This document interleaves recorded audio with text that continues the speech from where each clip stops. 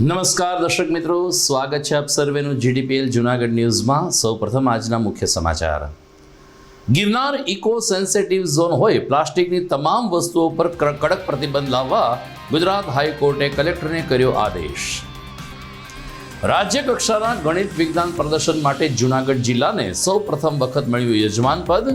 આવતીકાલથી ચાપરડા ખાતે ત્રિદિવસ પ્રદર્શન યોજાશે।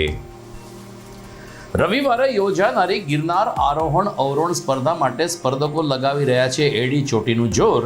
રાષ્ટ્રીય કક્ષાની ગિરનાર સ્પર્ધા માટે પણ કેટલાક રાજ્યના સ્પર્ધકોનું તળેટીમાં આગમન।